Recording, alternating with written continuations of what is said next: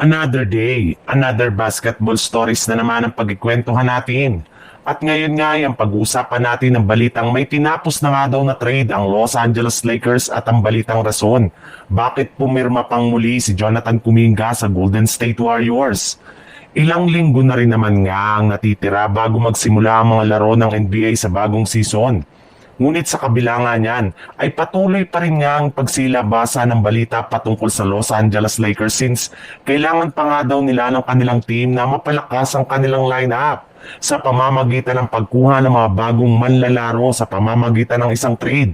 At isa nga sa mga kumalat na balita sa internet ay ang posibilidad na pag-trade nila kay Austin Reeves na siyang pinakamalapit na player na maaari nilang magamit para lamang makakuha ng ilan sa mga malalaki at bagong player kagaya na lang ni Jeremy Grant ng Portland Trail Blazer at si Lauri Markkanen ng Utah Jazz na pareho ng ginawang available sa trade market. Subalit base nga sa ikinumpirma pa lang ng isang NBA insider ngayong araw, wala na rin naman nga daw balak pa ang kanilang front office na i-trade si Austin Reeves dahil naniniwala nga sila na ito ang pinakasaktong player na magagamit nila bilang long-term partner at kaduo ni Luka Doncic sa mga susunod na taon. Sa madaling salita, mananatili pa rin nga siya sa kanilang team kahit man may ilang mga trade rumors pa rin ang nagsilabasan tungkol sa kanya.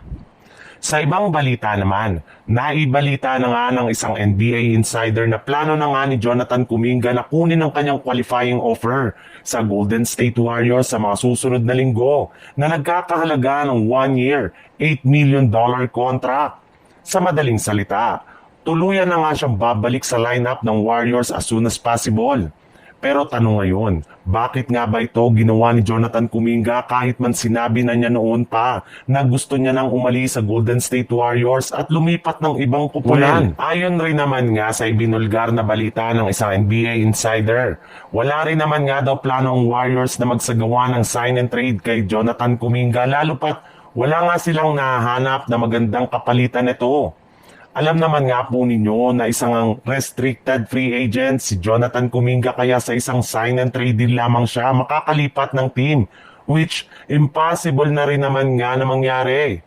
Kaya dahil dyan ay mas pinili na lamang nga ni Kuminga na kunin ang kanyang qualifying offer na 1 year, $8 million upang sa ganon ay mas maging madali ang pag-alis niya sa Warriors sa pagiging unrestricted free agent nito next off-season.